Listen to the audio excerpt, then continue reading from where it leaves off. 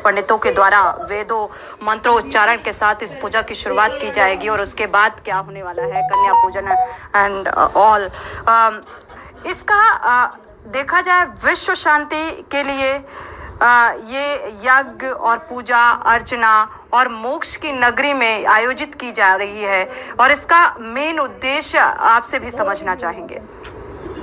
इसका मुख्य उद्देश्य है, सबसे बड़े तो कोई भी सनातन संस्कृति में हमारा छोटा से लेके बड़ा कोई भी कार्यक्रम या धार्मिक अनुष्ठान होता है तो हम लोग विश्व की शांति की बात करते हैं, सभी समाज को साथ में लेके चलने की बात करते हैं।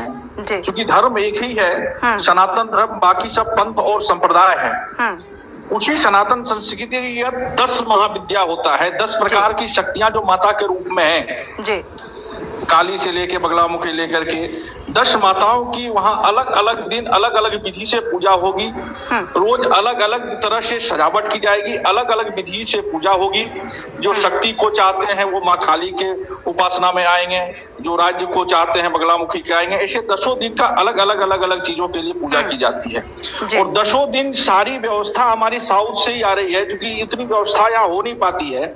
रोज अलग अलग तरह कलर के फूल, अलग अलग तरह के समाधि, उसमें पूजन में सामग्री जो लगती है रोज हमारे जो है तो चेन्नई से, कांचीपुरम से ही आएगा। और विश्व के 12 ज्योतिर्लिंगों में सर्वश्रेष्ठ ज्योतिर्लिंग काशी विश्वनाथ में इस जग को रखा गया है।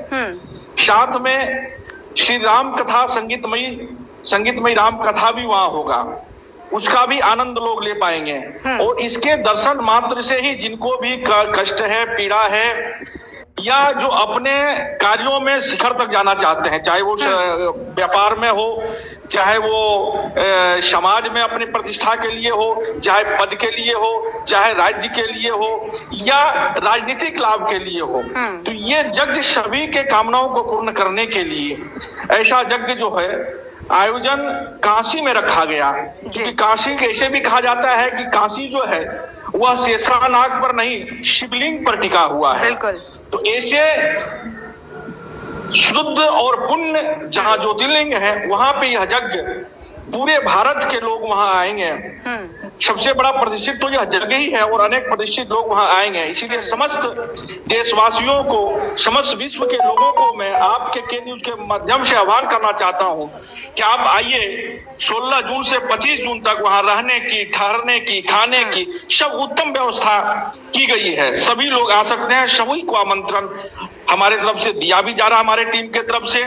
और इसमें हमारे राइप एयरलाइंस के मालिक विजेंद्र मिश्रा जी सारी व्यवस्था को वहां देख रहे हैं, जो बनारस में रह करके 1 महीना से इस कार्य में लगे हुए हैं, कार्य को प्रारूप दे रहे हैं। जैसे वहां यज्ञ मंडप का निर्माण चल रहा है, लोगों की साफ सफाई, रहने की सारी व्यवस्थाएं और शुद्धता का सारा प्रतीक, सारे इसमें आचार्य जो हैं वह साउथ से कांचीपुरम शंकराचार्य जी के यहाँ से आचार्य आएंगे, जो वहाँ विधि विधान से यज्ञ होगा। और शाम के 3 बजे से 6 बजे तक संगीतमयी राम कथा होगा, कन्या पूजन होगा।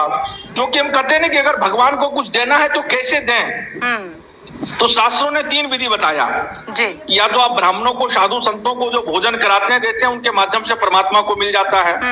गायों को जो आप देते हैं, गाय को जो खिलाते हैं उस माध्यम से मिल जाता है। लोग कहते ना मैं तो इस चक्कर में नहीं रहूंगा, मैं डायरेक्ट देना चाहता हूँ। तो डायरेक्ट यही जो हवन होता है, यज्ञ होता है, इसमें हम लोग सीधे भगवान के मुख में ही आहुति डालते हैं। तो यह समझिए डायरेक्ट परमात्मा को देने की जो व्यवस्था शास्त्रों के द्वारा बनाई गई है, वही 10 महाविद्या यज्ञ और श्री राम कथा।